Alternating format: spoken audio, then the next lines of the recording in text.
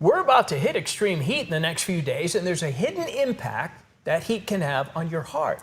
Many people think about dehydration and heat exhaustion, but high temperatures do place a significant strain on the cardiovascular system, particularly for older adults and those with underlying heart issues. Cardiologist Dr. Amir Ahmed joins us now from Dignity Health. Doctor, nice to have you here. So how does extreme heat affect the heart, and why is it so dangerous?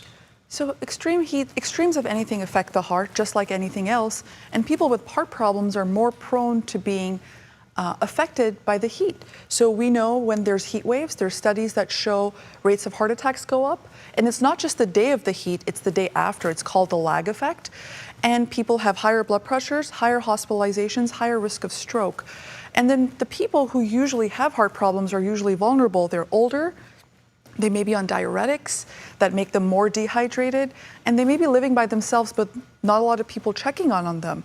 The other category is pregnant women.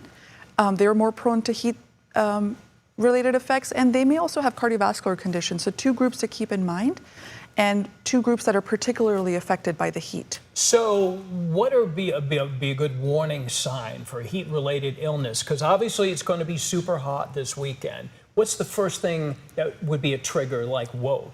So I tell patients all the time, like, this is not the weather for you to be cleaning out your garage, doing yard work. Okay. So first of all, try to stay away from doing that. The second thing is being mindful. If you don't feel right, if you feel dizzy, you feel lightheaded, your heart's racing, you might be dehydrated, and that might be accentuated for you because you're on blood pressure medicine, so your blood pressure may drop lower. And if something doesn't feel right, it's always good to check in with your doctor or go into the emergency room.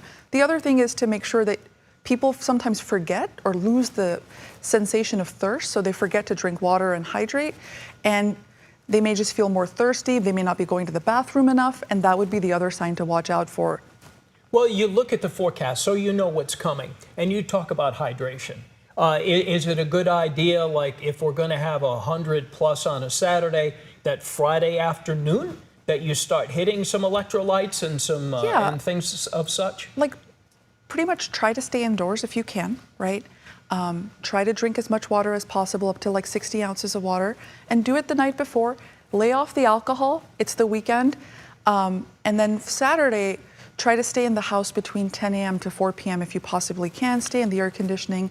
If you're going out, wear sunscreen, take your water bottle, and remember that caffeine and caffeinated drinks do give you some hydration, but oftentimes people may pee more, so they may end up being more dehydrated. So water, electrolytes with no sugar are probably your best bet. Okay, so lock it down. You know this train's coming down the track, so hopefully you provided some good tips for this coming weekend and beyond. Thank you so much. Doctor, thank you for having us. Appreciate it. Thank you.